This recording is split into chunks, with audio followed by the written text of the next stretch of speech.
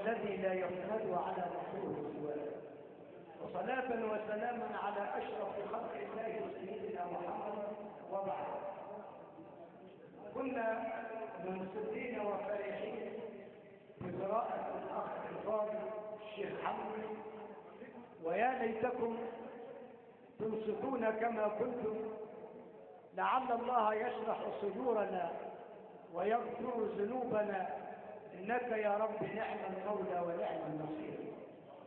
أيها الإخوة الأحباب، الموت كأس لا بد للكل أن يشربه، قضية أزلية حتمية على كل العباد، فعلينا أن نتدبر آيات الله التي نزلت من لدن حكيم عليم، حين ابتدأ القارئ بقول الحق: ولله ملك السماوات والأرض والله على كل شيء قدير. صليت على رسول الله. ولله ملك السماوات والأرض. شوف الآية فيها حصر تام لأن هذين الكوكبين ملكا لواحد أحد. ولله ملك السماوات والأرض، لا يملكهما إلا هو، فهو الله الذي لا إله إلا هو، في السماء عرشه وفي الأرض سلطان. ولله ملك السماوات والأرض، وإن الذي يملك السماوات والأرض لا بد وأن يكون قادر، فكان ختام الآية: والله على كل شيء قدير. ثم بعد ذلك أراد القرآن أن يلفت نظر السامعين ونظر الأمة على مر السنين إلى يوم القيامة، إلى هذين الكوكبين الكبيرين. إن في خلق السماوات والأرض واختلاف الليل والنهار لآيات لأولي الألباب. 4 أشياء: السماء والأرض والليل والنهار. ال4 دول خصهم الله بالذكر لأنهما أكبر شيء في نظر ابن آدم. صليت على رسول الله. إن في تداول الليل والنهار وفي خلق السماوات والأرض لعلامات وآيات وعبر وعظة لأولي الألباب. مين اللي هيتفكر؟ من كان له عقل. ومين اللي هيتدبر؟ من كان له قلب. صليت على رسول الله. السماوات والأرض، السماوات السبع والأراضين السبع، ودائما القرآن يأتي بالسماوات مجموعة.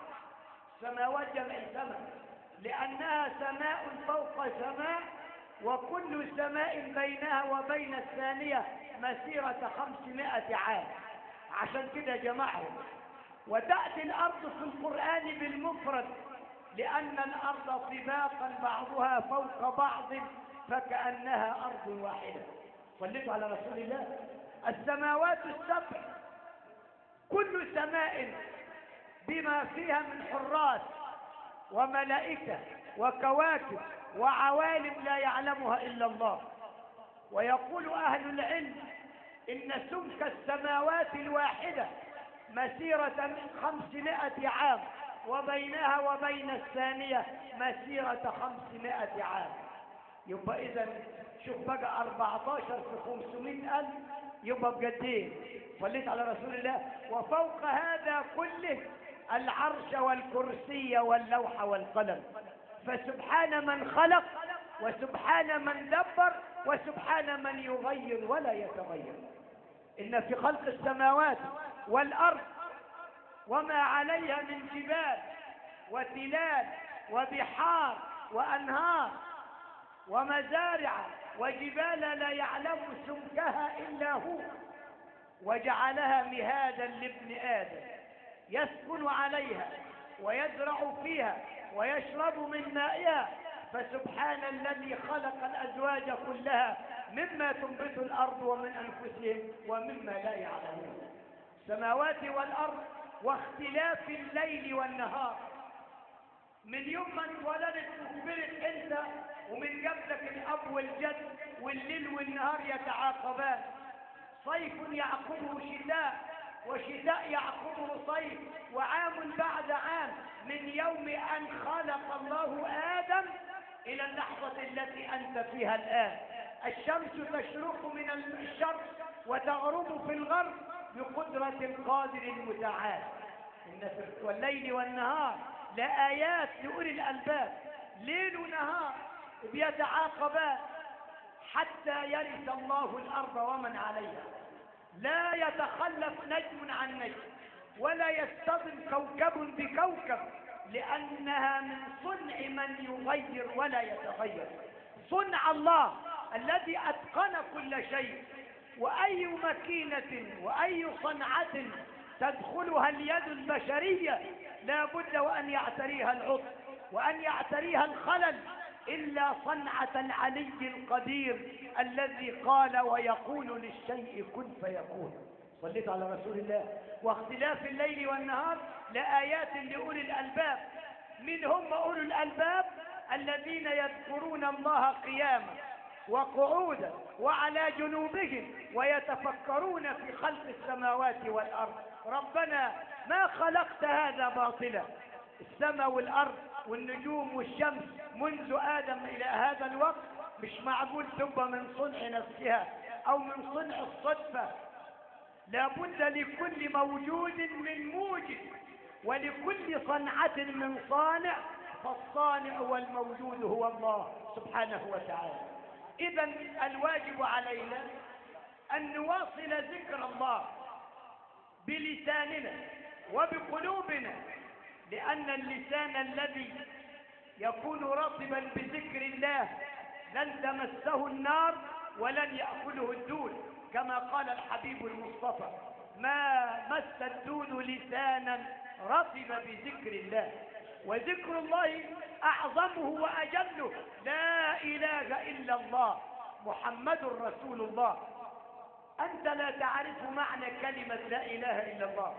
ابتدأت بلا النافية وإن الاستثنائية، يعني أنفي جميع الآلهة التي كان القوم يعبدونها أو يشركون بها أو يتقربون بها إلى الله. لا معبود ولا إله سوى العلي القدير. لا إله في الكون إلا الله عز وجل. محمد رسول الله، هذا الرجل الكريم الذي تسأل عنه أول دخولك القبر: ما تقول في الرجل الذي بعث فيكم؟ فإن كنت من الموفقين الصالحين المتقين تقول: محمد صلى الله عليه وسلم آمنت به رسولا، وبالكتاب الذي أنزل جاء به قرآنا، وبالذي أنزلهما وأرسلهما إلها واحدا لا شريك له. هذا الرجل نبي الأمة وختام المرسلين، شفيعنا يوم نلقى الله، يوم تتحقق الآية: إذا زلزلت الأرض زلزالها وأخرجت الأرض أثقالها. فعليكم جميعا أن تعودوا إلى الله بقلوبكم وبأقوالكم وبأفعالكم. بأقوالكم تقولون الحق، وبأفعالكم تفعلون ما يرضي الله. لا ظلم للجار، ولا ظلم للمواريث، ولا ظلم للعقود، ولا أحد يشتري على شراء أحد، ولا يبيع بعضكم على بيع أحد. فإذا كنا كذلك أمننا الله وأمن خوفنا وأطعمنا من جوع ونصرنا على أعدائنا. إن تنصروا الله ينصركم ويثبت أقدامكم. والله عز وجل لا يحتاج لنصرنا، ولكن معنى نصر الله إن نصرت دين الله ونصرت أوامره ونصرت نواهيه كنت من الذين نصروا الله عز وجل. فينصركم. وأجل من ذلك وأعظم على ذلك والدليل يوم أن كان الحبيب المصطفى في غزوة بدر ينادي قائلا: اللهم إنك تعلم ولا نعلم، فيا مجري السحاب ويا منزل الكتاب اهزمهم وانصرنا عليهم. فسمع الله نداء حبيبه فنزل قوله تعالى: إذ تستغيثون ربكم فاستجاب لكم أني ممدكم ب1000 من الملائكة مردفين. فالله عز وجل لا يخيب رجاء راجل ولا يرد دعاء داع بشرط أن يكون داعيا مخلصا، كما قال الله إنما يتقبل الله من المتقين. وهذا هو الدليل الأكبر. كفى بالموت من واعظ. في كل يوم يموت إنسان، ذكر أنثى، كبير أو صغير، من هنا أو من هناك، وقطار الموت لن يتوقف حتى يرث الله الأرض ومن عليها. فنسألك اللهم ربنا أن تجمع قلوبنا على كلمة لا إله إلا الله، وأن تنصرنا على أعدائنا. اللهم إني أسألك بسر القرآن الكريم وبسر آية الكرسي يا رب العالمين أن تنصر الإسلام وتعز المسلمين. اللهم انصر مصر على أعدائها، اللهم انصر مصر على أعدائها، اللهم احفظها برا وبحرا وأرضا وسماء وجيشا وشعبا، إنك نعم المولى ونعم النصير. رحم الله المتوفاة وأسكنها فسيح جناته وبارك في أسرتها حتى يكون خير خلف لخير سلف. أقدم خالص العزاء لأسرة آل عليان جميعا، سائلا الله عز وجل أن يتجاوز عن سيئات الراحلة وأن يجعل قبرها روضة من رياض الجنة. شكر الله سعيكم والسلام عليكم ورحمة الله وبركاته.